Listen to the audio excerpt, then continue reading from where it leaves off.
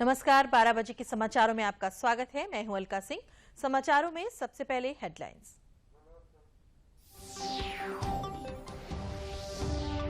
धारावाहिक स्वराज स्वतंत्रता संग्राम की समग्र गाथा की स्पेशल स्क्रीनिंग में प्रधानमंत्री हुए शामिल। 75 एपिसोड वाले सीरियल का प्रसारण 14 अगस्त से दूरदर्शन के डीडी नेशनल चैनल पर हर रविवार रात 9 से 10 बजे तक किया जा रहा है। केंद्रीय कैबिनेट के फैसले से सीमांत किसानों को मिली बड़ी राहत। कम अवधि वाले कृषि कर्ज से ब्याज पर 1.5% की छूट। 5 लाख करोड़ रुपए के ऋण ECLGS योजना में दिए जाएंगे। मुख्यमंत्री योगी आदित्यनाथ आज रहेंगे गोरखपुर के दौरे पर। गोरखपुर अंबेडकर नगर जिले के बीच स्थित घाघरा नदी पर बने कम्हरिया घाट सेतु का करेंगे लोकार्पण।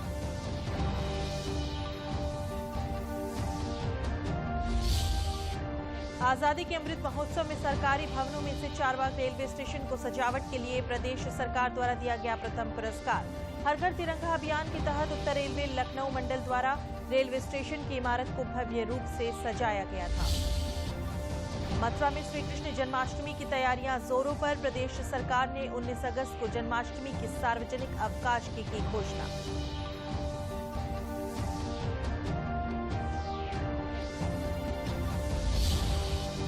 और फर्रुखाबाद के फतेहगढ़ राजपूत रेजिमेंट में 19 अगस्त से अग्निवीरों की भर्तियां होंगी शुरू।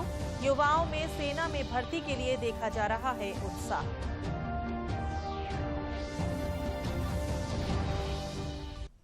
समाचार विस्तार से। प्रधानमंत्री नरेंद्र मोदी ने बुधवार को राष्ट्रीय प्रसारक दूरदर्शन द्वारा बनाए गए धारावाहिक स्वराज की विशेष स्क्रीनिंग में हिस्सा लिया। इस मौके पर केंद्रीय गृह मंत्री अमित शाह, सूचना प्रसारण मंत्री अनुराग ठाकुर समेत पार्टी के दिग्गज नेता मौजूद रहे। देश की स्वतंत्रता संग्राम की कहानी को घर घर तक ले जाने के लिए दूरदर्शन ने विशेष धारावाहिक स्वराज भारत के स्वतंत्रता संग्राम की समग्र गाथा का निर्माण किया है। 75 एपिसोड वाले इस सीरियल का प्रसारण 14 अगस्त से दूरदर्शन के डीडी नेशनल चैनल पर हर रविवार रात 9 बजे से 10 बजे तक किया जा रहा है। स्वाधीनता के नायकों की गौरव गाथा से सजे इस सीरियल में मंगल पांडे, रानी लक्ष्मीबाई और भगत सिंह से लेकर अनसुने भूले बिसरे नायकों और वीरांगनाओं की कहानी शामिल है।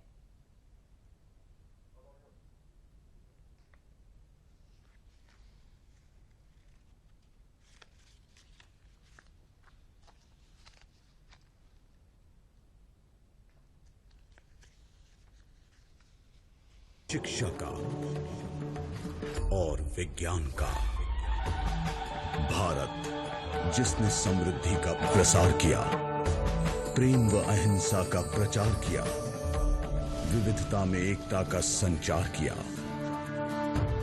भारत ने सदा किया सभी मत पंथों को स्वीकार, विदेशियों का सत्कार, वसुधैव कुटुंबकम का व्यवहार। फिर यहां एक समय किसानों को आसान शर्तों पर कर्ज मुहैया कराने के लिए कैबिनेट ने बैंकों को आर्थिक पैकेज की मंजूरी दी है।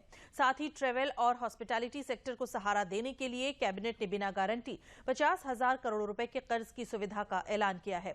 युवा शोधार्थियों के लिए ट्रेडिशनल नॉलेज डिजिटल लाइब्रेरी के दरवाजे खोल दिए गए। केंद्रीय कैबिनेट ने किसानों के हित के लिए कई अहम फैसलों पर कल मुहर लगाई है। लघु अवधि के कर्ज पर ब्याज दरों में सहायता राशि की योजना को मंजूरी दी गई है। साल 2022 से 2025 के बीच इस पैकेज के तहत 34,856 करोड़ रुपए की सहायता राशि को मंजूरी दी गई। इस फैसले के बाद किसानों को किसान क्रेडिट कार्ड के जरिए मिलने वाले लोन पर ब्याज दरों में कोई बढ़ोतरी नहीं होगी। गौरतलब है कि पूरी दुनिया पर महंगाई दर पर दबाव के बीच हाल ही में RBI ने ब्याज दरों में बढ़ोतरी का फैसला लिया है, लेकिन कैबिनेट के इस फैसले से किसानों को पहले की तरह 4% की दर पर कर्ज मिलता रहेगा और बैंकों को ब्याज दरों में बढ़ोतरी का नुकसान भी नहीं होगा। जून जुलाई महीने में अगर आप देखेंगे तो दो तीन बार लगातार RBI ने रेपो रेट में बढ़ोतरी की, एक बार 40 पॉइंट की, फिर 50 पॉइंट्स की। तो इसका प्रभाव किसानों को ज्यादा ब्याज देने पर न करना पड़े, या फिर बैंक जो किसानों को 7% पर ब्याज दर पर पैसा देते हैं उन पर बोझ ना पड़े। तो भारत सरकार ने निर्णय लिया है कि 1.5% इंटरेस्ट सबवेंशन अपनी ओर से देगी और 34,856 करोड़ रुपया इसके लिए हम उपलब्ध करवाएंगे। कैबिनेट ने छोटे उद्यमियों को ध्यान में रखकर बनाई गई योजना इमरजेंसी क्रेडिट लाइन गारंटी योजना का दायरा बढ़ा दिया गया है। ये दायरा 4.5 लाख करोड़ रुपए से बढ़ाकर 5 लाख करोड़ रुपए कर दिया गया है। ये 50,000 करोड़ रुपए का अतिरिक्त कर्ज खास तौर पर ट्रेवल और हॉस्पिटैलिटी सेक्टर के साथ जुड़े छोटे उद्यमियों के लिए है। कोविड से परेशान इस सेक्टर को वापस पटरी पर लाने और रोजगार पैदा करने के लिए ये फैसला बड़ा मददगार साबित हो सकता है। ये 50,000 crore specific travel, tourism, hospitality sector के लिए रहेगा, जो एक बड़ा रोजगार देने का सेक्टर है। और इसके लिए जो एडिशनल हमें अपनी ओर से गारंटी कवर देना पड़ेगा, वो exclusive additional guarantee cover Bharat सरकार देगी लगभग 7,500 करोड़ रुपए का, ताकि 50,000 करोड़ रुपया ट्रेवल ट्रांसपोर्ट सेक्टर को मिल पाए। युवाओं को अपने विरासत और अनुसंधान के साथ जोड़ने के लिए शोधार्थियों के लिए ट्रेडिशनल नॉलेज डिजिटल लाइब्रेरी के दरवाजे खोल दिए गए हैं। इस सुविधा का इस्तेमाल पेटेंट का आवेदन करने वाले युवा शोधार्थी कर पाएंगे और कुछ शुल्क अदा कर पारंपरिक ज्ञान संपदा का उपयोग भी कर पाएंगे। देश में उद्यमिता और अनुसंधान को बढ़ावा देने के लिए इस फैसले को काफी अहम माना जा रहा है। कि रिसर्चर्स को कई बार यही नहीं पता होता था कि इस क्षेत्र में रिसर्च करें तो क्या, इसमें कहीं पहले से रिसर्च तो नहीं हुई। तो इस निर्णय के कारण उनका काफी समय कम भी लगेगा और उनका खर्चा भी और उनके संसाधन भी इस पे कम खर्च होंगे। अभी तक इस संसाधन का इस्तेमाल केवल पेटेंट ऑफिसर्स ही कर पाते थे, जिसे अब आम लोगों के लिए भी खोल दिया गया है। नई शिक्षा नीति के तहत भारतीय ज्ञान परंपरा के जरिए युवाओं में लीडरशिप क्षमता के लिए विकास के लिए भी इस कदम को काफी अहम माना जा रहा है।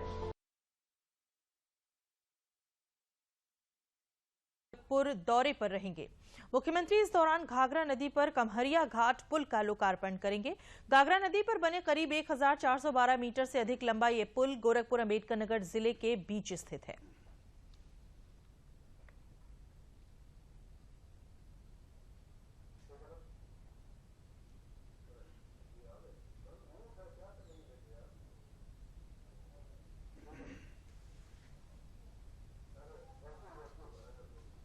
प्रदेश के गन्ना मंत्री लक्ष्मी नारायण चौधरी ने कल लखनऊ स्थित गन्ना संस्थान परिसर में चीनी के रिटेल काउंटर की स्थापना की। कार्यक्रम में राज्य मंत्री गन्ना विकास एवं चीनी उद्योग संजय सिंह गंगवार भी उपस्थित रहे। सहकारी चीनी मिलों में उत्पादित चीनी की विशिष्ट पहचान स्थापित किए जाने के उद्देश्य से यूपी सहकारी शर्करा के नाम से ट्रेडमार्क रजिस्टर्ड कराया गया है। गन्ना संस्थान परिसर पर स्थित ये रिटेल काउंटर प्रतिदिन जन सामान्य के लिए सुबह 11 बजे से शाम 7:30 बजे तक खुला रहेगा। 5 किलो की प्लांटेशन शुगर M30 का दाम 200 रुपए रखा गया है। इसी प्रकार 5 किलो की सल्फरलेस चीनी की पैकिंग का दाम 210 रुपए निर्धारित किया गया है। ये व्यवस्था गन्ना संस्थान न्यू बेरी रोड डालीबाग स्थित रिटेल काउंटर पर कराई गई है।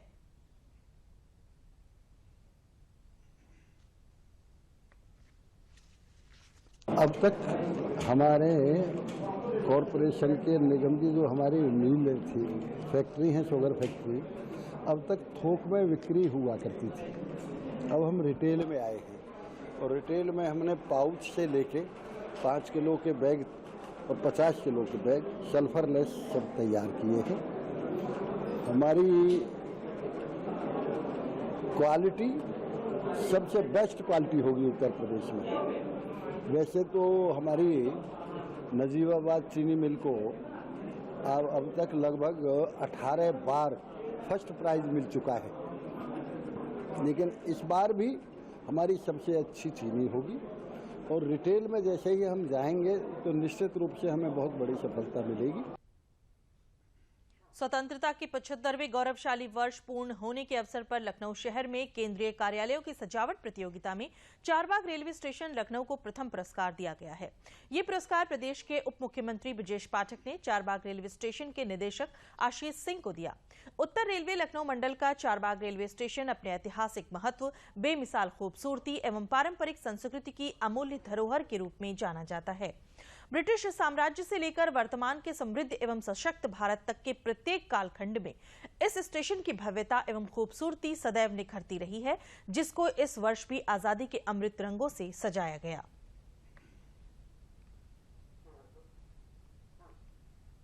कन्नौज में भी आजादी के अमृत महोत्सव कार्यक्रम के अंतर्गत शिक्षा के क्षेत्र में उत्कृष्ट कार्य करने वाले शिक्षकों और अलग अलग विभागों के अधिकारियों तथा कर्मचारियों को भाजपा सांसद सुब्रत पाठक ने सम्मानित किया। कार्यक्रम में स्कूली बच्चों ने आजादी की लड़ाई को नाटक के माध्यम से लोगों के समक्ष प्रस्तुत किया।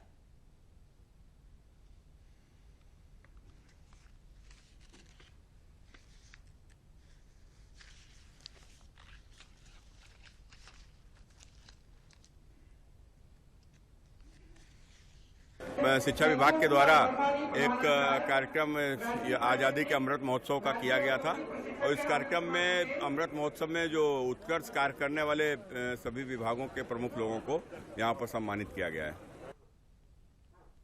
भारत में कनाडा के उच्चायुक्त कैमरन मैके, कनाडा के उच्चायोग में राजनीतिक और आर्थिक मामलों में प्रथम सचिव कॉलिन वेटमोर ने कल प्रदेश के शहरी विकास, ऊर्जा और नवीकरणीय ऊर्जा मंत्री ए.के. शर्मा से लखनऊ में मुलाकात की।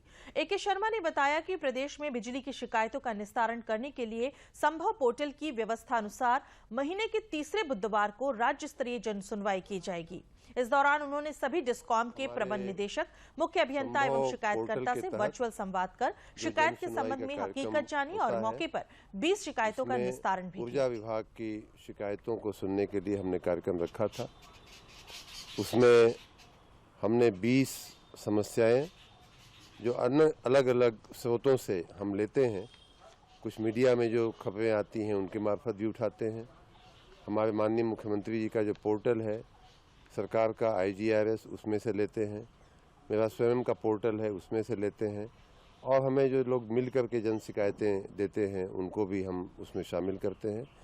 ऐसी चुनी हुई जो 20 अलग अलग क्षेत्रों की, अलग अलग प्रकार की 20 शिकायतों का हमने आज निराकरण किया है और उसके चलते बहुत सारे जो नीतिगत विषय हैं उन पर पूरे हमारे ऊर्जा परिवार, पूरे प्रदेश का जो हमारा ऊर्जा परिवार है उसका हमने ध्यान आकर्षित किया है। उसी प्रकार हम अब ये चाहते हैं कि जन शिकायतों का निस्तारण स्थानीय स्तर पे, तहसील स्तर पे, ब्लॉक स्तर पे और जिले स्तर पे होता रहे। उसी क्रम में हमने अपने सभी अधिशासी अभियंताओं को कहा है कि हर सोमवार को वो लोग 10 बजे अपने अपने ऑफिस में जन सुनवाई करें।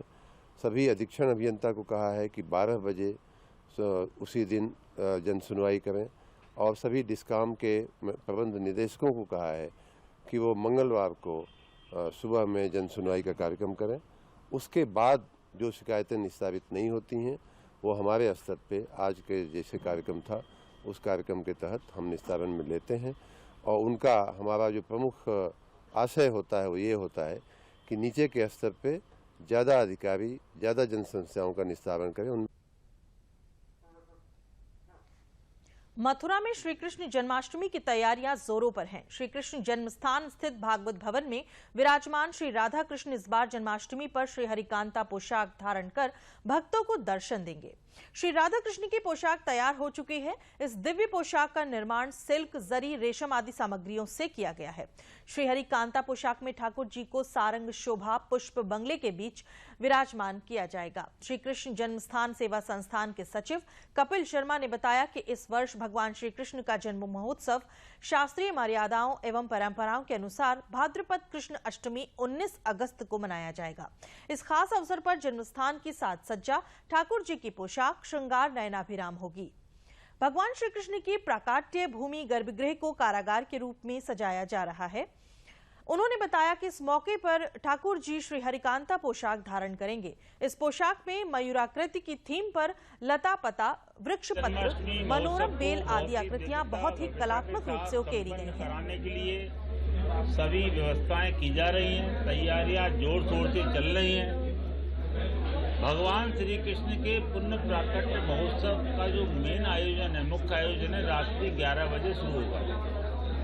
श्री गणेश, नवग्रह आदि देवों के पूजन के उपरांत भगवान का 1008 कमल पुष्पों एवं तुलसी पत्र के साथ में सहस्त्रार्चन किया जाएगा। ठीक रात्रि 12 बजे भगवान का प्राकट्य होगा और प्राकट्य के साथ शुरू हो जाएगी भगवान की प्राकट्य आरती, जन्मारती। प्राकट्य के साथ ही संपूर्ण मंदिर परिसर ढोल, नगाड़े, मृदंग, झांझ, मजीरे, घंटे, घड़ियाल, नगाड़ों की मंगल ध्वनि से गुंजायमान हो उठेगा। श्री कृष्ण की नगरी मथुरा से जुड़ते हैं अपने संवाददाता उमर कुरैशी के साथ। जी उमर, मथुरा में जन्माष्टमी बहुत खास होती है। वहां के मंदिरों में बहुत सारी तैयारियां होती हैं, बहुत सारी धूमधाम होती है। इस बार जन्माष्टमी में क्या खास होने वाला है? जी अलका जी, मैं बता दूं, मथुरा में श्री जन्माष्टमी 19 अगस्त को मनाई जाएगी। यह संपूर्ण ब्रजमंडल रंग बिरंगी रोशनी से सजाया गया है। श्री कृष्ण जन्मभूमि पर राधा कृष्ण की पोशाक तैयार हो चुकी है। श्री की जन्म स्थान स्थित भागवत भवन में विराजमान राधा कृष्ण युगल सरकार इस बार जन्माष्टमी पर श्री हरिकांता पोशाक धारण कर भक्तों को दर्शन देंगे। जी उमर, धन्यवाद जानकारी के लिए। जन्माष्टमी पर भगवान श्री कृष्ण को जिस झूलों पर झुलाया जाता है वो अधिकांश झूले हाथरस में बनाए जाते हैं। यहाँ कई स्थानों पर पीतल और एल्यूमिनियम के झूले बनते हैं। हाथरस में लड्डू गोपाल की मूर्तियां और उनकी बांसुरी भी बनाई जाती है, लेकिन यहाँ के झूले देश भर में मशहूर हैं। इन झूलों को बनाने वाले एक कारोबारी ने बताया कि हाथरस में बने झूलों की पूरे भारतवर्ष में मांग है। होली से लेकर रक्षाबंधन तक इन्हें तैयार किया जाता है।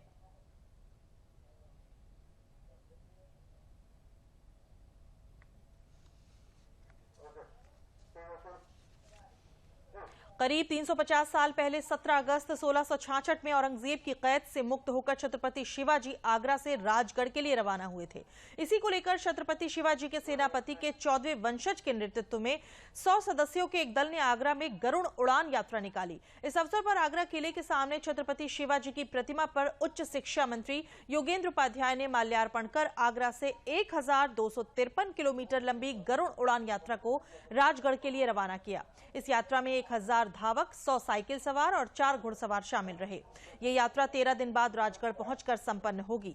राजगढ़ रवाना होने से पहले महाराष्ट्र से आए 100 सदस्यीय दल के कलाकारों ने शिवाजी महाराज के समय की युद्ध कला का प्रदर्शन भी किया।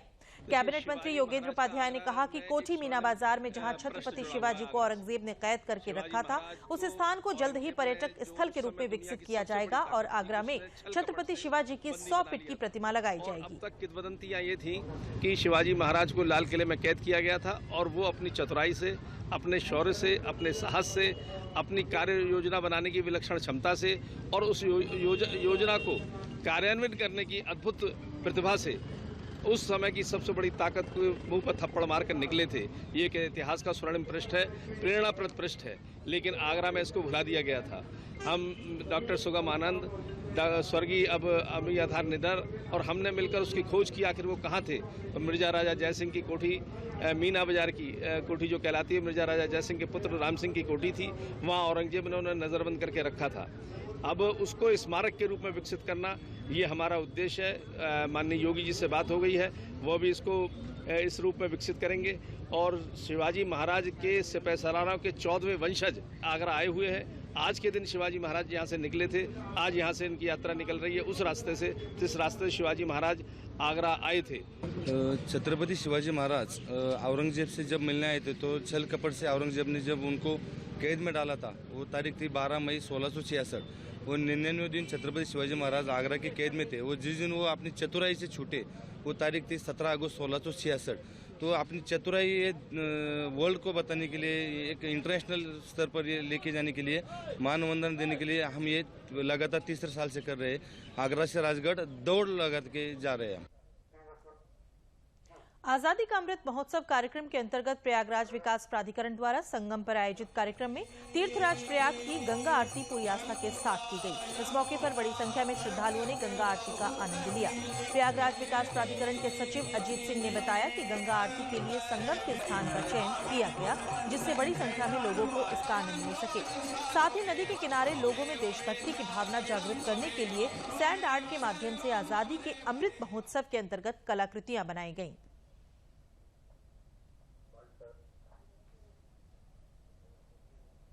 हम लोगों ने सैंड आर्ट पे हम लोगों ने एक भारत का मैप बनाया है, साथ में एक चक्र बनाया है जो कि उगता हुआ प्रतीक है, अशोक स्तंभ का वो चक्र, साथ में जो नरेंद्र मोदी जी ने अभी 3 शीर्ष इस अशोक स्तंभ से लिए हैं, हम लोगों ने उसको भी बनाया है।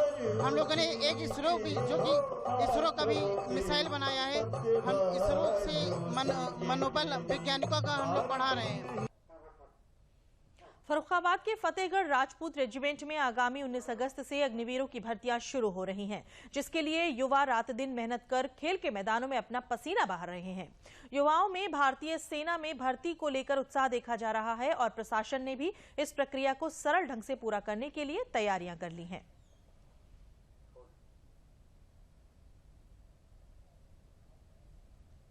जो है यहाँ पे भर्ती होनी है, उसमें जो है प्रशासन की तरफ से जो भी तैयारियां की जानी थी उसी के संबंध में जो है आज तैयारी बैठक थी। इसमें बैरिकेडिंग, लोगों को आने जाने के लिए बसों की व्यवस्था, साथ ही साथ जो है जो बच्चे बाहर से आएंगे उनके लिए टॉयलेट की व्यवस्था, अल्टरनेटिव रुकने की व्यवस्था, रेलवे स्टेशन जाने के लिए साइनेज बोर्ड वगैरह की व्यवस्था के लिए जो है मीटिंग बुलाई गई थी।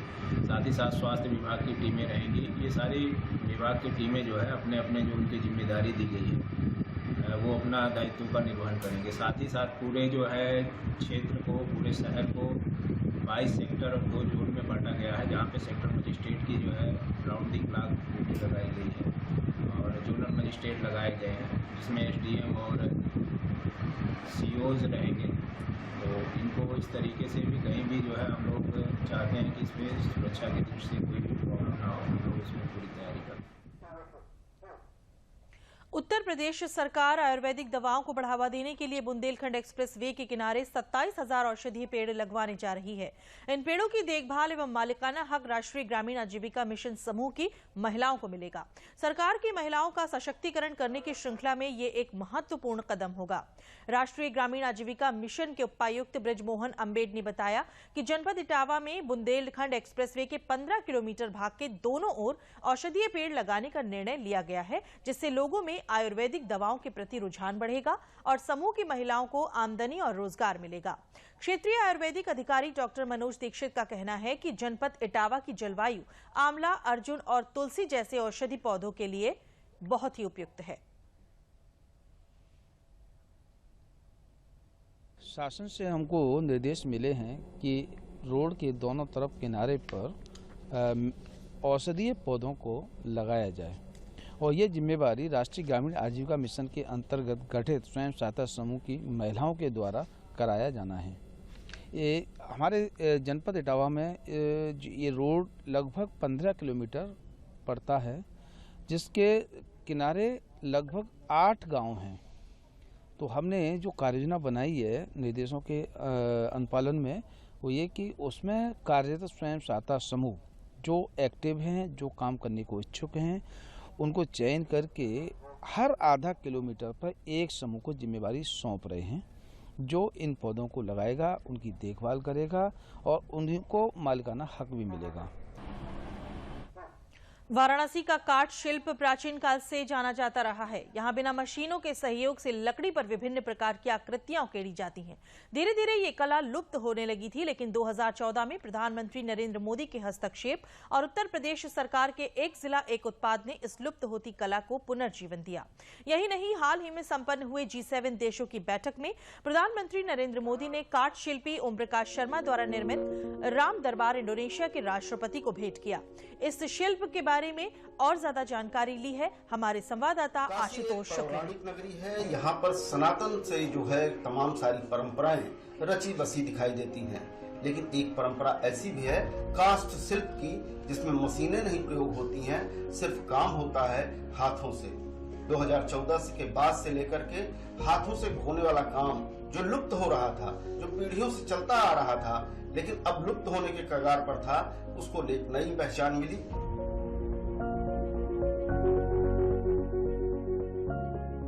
काशी में काष्ठ शिल्प के इसको संरक्षण देने वाले ओम प्रकाश शर्मा सिर्फ एक परिवार है, जो आज तक इस कला को जीवित रखे हुए हैं, जो इनकी तमाम 7 पीढ़ियों से लगातार यह कला चली आ रही है। और कैसे इनका अनुभव रहा है, आइए जानते हैं ओम प्रकाश जी से। ये काष्ठ कला जो है एकदम खत्म के कगार पे थी। क्यों थी? उसका कारण था कि ये हाथ से होते थे, इसमें मशीन का कोई भी काम नहीं होता था। तो ये हमें विरासत में मिली थी, इसलिए इस काम को हम छोड़ना भी नहीं चाहते थे। 14 में जब प्रधानमंत्री जी यहाँ बनारस में आए स्वतंत्रता भवन BHU में, तो उन्होंने हमारे काष्ठ कला पे प्रथम पुरस्कार दिए और वो बोले कि इस काम में लगे रहिए और इसको और ऊपर ले जाइए, तो और इस पर हम काम करेंगे। तो हम उनके कहने से, एक प्रधानमंत्री जी के कहने से हम लोगों के अंदर एक उत्साहवर्धन हुआ, क्योंकि हम लोग 7 भाई हैं, 7 लोग इस कला से जुटे हुए हैं। तो जब प्रधानमंत्री जी ने कह दिया तो अब लेकिन परंतु तो खत्म हो गई, तो हम लोग इस काम में लगे रह गए। 14 के बाद आज का पोजीशन ये है कि पहले हम सोचते थे कि कल क्या करेंगे, मगर आज सोचते हैं कि कल सप्लाई हम कैसे करें।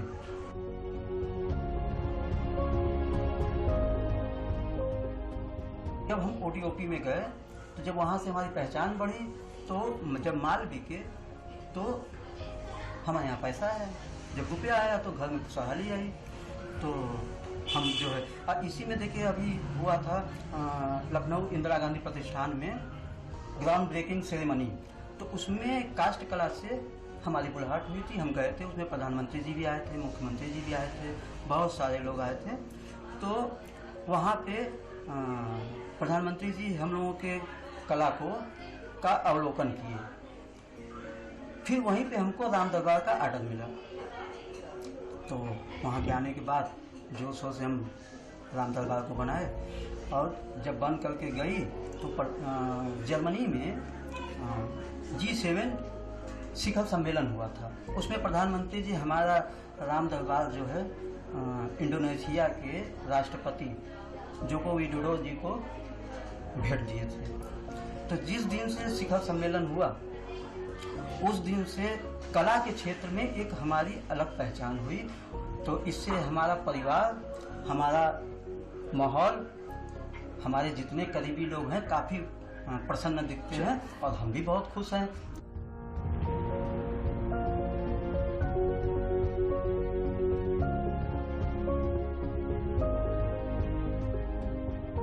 काशी का यह काष्ठ शिल्प पौराणिक है, हमारे सनातन परंपरा से जुड़ा हुआ है। मृतप्राय हो गया था लेकिन इसे पुनर्जन्म मिला है और आज इस कला को करने वाले लोग निश्चित रूप से खुश हैं सरकार की उन योजनाओं से जिससे इन्हें पर्याप्त मंच मिला और देश में ही नहीं बल्कि पूरी दुनिया में इनकी कला की मांग हुई है। इनका जो है आर्थिक व्यवस्था भी ठीक हुआ है और कला को पूरी तरह से निष्पादित करने में इनका मनोयोग भी बना है। दीपक ज्योति के साथ Ashutosh Shukla, DD news, Varanasi. UP rowing association के द्वारा लखनऊ में कल बोट क्लब निषादगंज में गोमती नदी पर अमृत महोत्सव कार्यक्रम का आयोजन किया गया। इस अवसर पर नवयुग डिग्री कॉलेज की छात्राओं ने देशभक्ति के गीतों की प्रस्तुति की।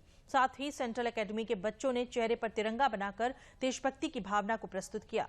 कार्यक्रम में मुख्य अतिथि पुलिस अधिकारी पद्माय चौहान और एमएलसी पवन सिंह रहे। कार्यक्रम में कई गणमान्य लोगों को प्रदेश गौरव के पुरस्कार से अलंकृत किया गया।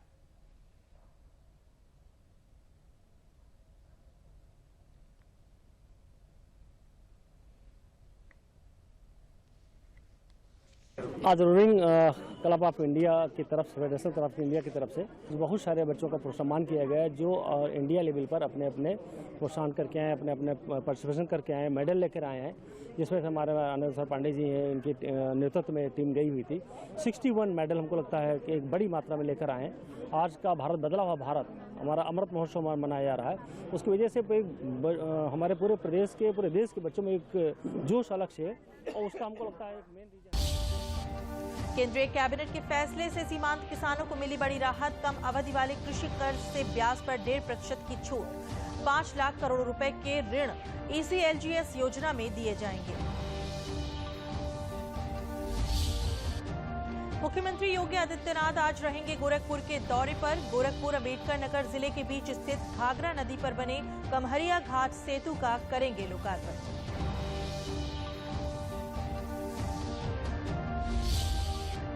आजादी के अमृत महोत्सव में सरकारी भवनों में से चारबाग रेलवे स्टेशन को सजावट के लिए प्रदेश सरकार द्वारा दिया गया प्रथम पुरस्कार। हर घर तिरंगा अभियान के तहत उत्तर रेलवे लखनऊ मंडल द्वारा रेलवे स्टेशन की इमारत को भव्य रूप से सजाया गया था। मथुरा में श्री कृष्ण जन्माष्टमी की तैयारियां जोरों पर। प्रदेश सरकार ने 19 अगस्त को जन्माष्टमी की सार्वजनिक अवकाश की घोषणा की है।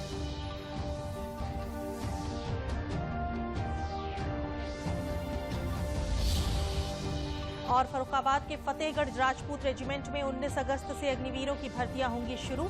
युवाओं में सेना में भर्ती के लिए देखा जा रहा है उत्साह।